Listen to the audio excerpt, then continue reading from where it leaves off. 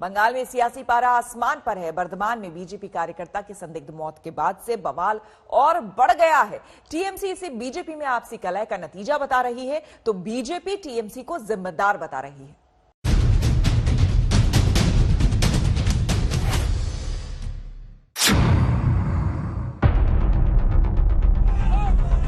North 24 Pargana में BJP के कार्यकर्ता गुस्से में हैं।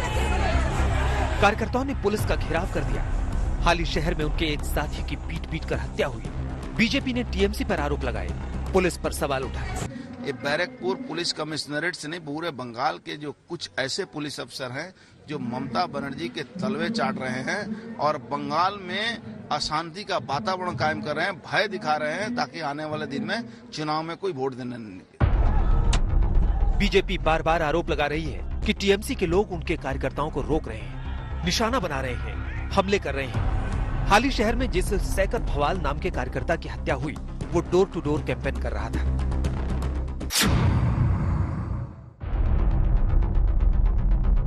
बीजेपी का आरोप है कि बंगाल में प्रशासन नाम की चीज नहीं है। टीएमसी के राजनीतिक विरोधियों पर हमले होते हैं और पुलिस प्रशासन देखते रहते हैं।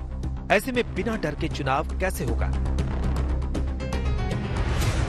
पता है कि उनकी जमीन खिसक गई तो आतंक के बल पर फिर से कुर्सी प्राप्त करना चाहते हैं। मैं समझता हूं कि बंगाल के संस्कार और संस्कृति में कहीं पर भी आतंक और भय नहीं होना चाहिए और हम चुनाव आयोग से प्रार्थना करेंगे कि लोग निर्भीकता से वोट डाल सकते हैं। नया टकराव बीजेपी वर्सेस जेपी नड्डा के काफिले पर हमले के बाद शुरू हुआ है। जब नड्डा की सुरक्षा में चूक पर केंद्र सरकार ने बंगाल से रिपोर्ट मांगी, मुख्य सचिव और डीजीपी को तलब किया। गृह मंत्रालय ने सुरक्षा इंतजाम देखने वाले 3 आईपीएस अफसरों को सेंट्रल डिप्यूटेशन पर बुला लिया।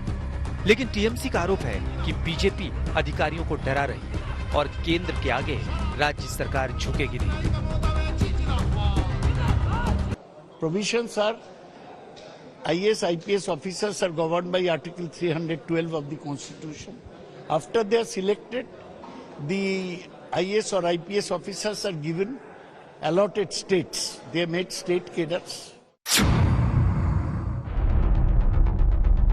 जेपी नड्डा पर हमले से टीएमसी और बीजेपी की लड़ाई का नया राउंड शुरू हुआ और इस नए राउंड में राज्यपाल की एंट्री भी हो गई। राजनीतिक हिंसा और कानून व्यवस्था पर राज्यपाल और मुख्यमंत्री का टकराव पहले से चल रहा है। नरेंद्र मोदी सरकार कोनो गणतंत्र मानছেন না, কোনো राज्य सरकारेर सीमाबद्धता मानছে না, कोनो फेडरल स्ट्रक्चर मानছে না। मैडम, भारत एक है, भारत की आत्मा एक है, भारत की नागरिकता एक है। ये जो खतरनाक खेल है,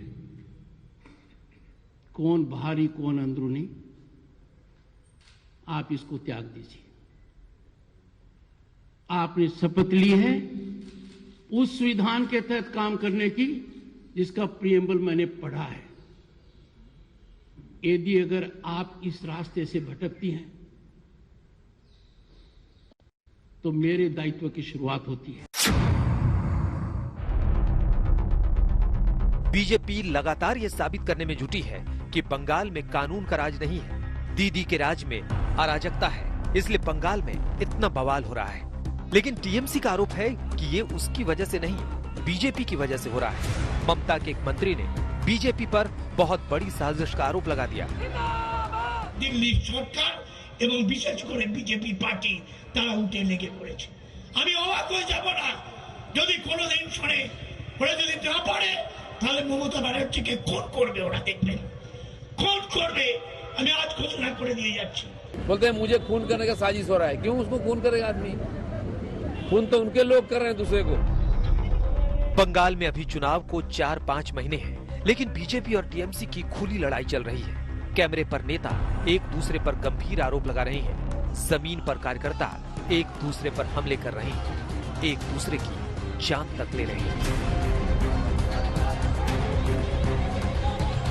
कोलकाता से इंद्रजीत कुंडू और मनुग्या लोईवाल के साथ आज तक ब्यूरो।